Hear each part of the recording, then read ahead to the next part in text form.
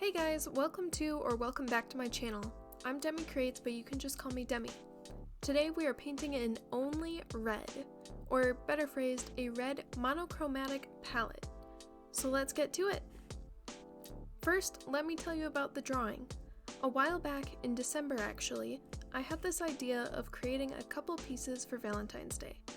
So you might be thinking, Demi, why are you thinking about Valentine's Day when Christmas was right around the corner? Well, as someone who is taking her art seriously for the first time, I learned back in November that you have to be ahead of the holidays in order for prints to be made, ordered, and have enough time for delivery.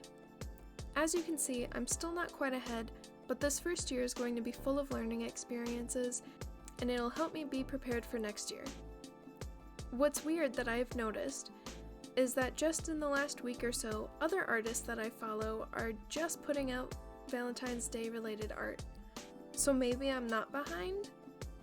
Or I just need to find the sweet spot for when I need to start and finish pieces.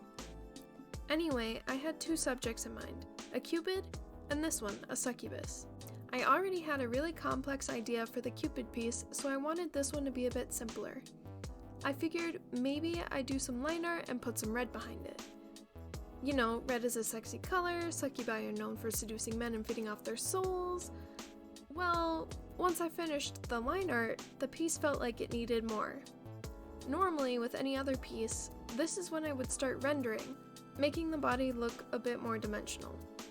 Except normally, I'm adding undertones in, which doesn't really work when you are painting in one color. And it's not like when drawing with a pencil where you only have a grayscale to work from. We have a whole hue with different saturations and values for essentially a wide variety of the color red. For those who don't know, hue is the color, saturation is the shade or how much color is added, and value is the brightness. So for this piece, I had to think of it in a different way than I had been teaching myself for the last several months. Basically, I had to go back to when I used to draw in school. Going off of the form, forgetting about blush, undertones, the color of light and shadows, and oh boy, it was difficult. I was adjusting my values and saturation of the colors I already put down throughout the entire duration of the piece. Thinking back on it, I think next time I do a digital monochromatic piece, I'm going to first do it in grayscale, and then add a gradient map to distribute the color throughout the piece. While the way I proceeded with this piece was hard, it was still helpful to make my understanding of color theory a bit more developed, considering it's a weak point for me. All in all, I still have a lot to learn, and I think I'll be taking some time to study color theory a bit more this year.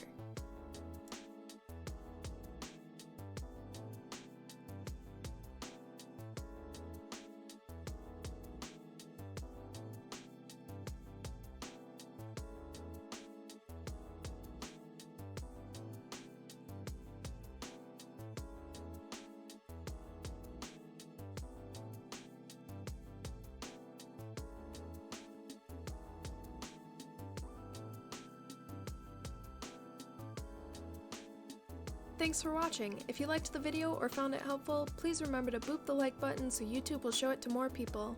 And if you want to continue with me on my art journey, consider subscribing or following me on other social media platforms. And for further support of my art, consider tipping my Ko-Fi or checking out my online shop. All links will be in the description below.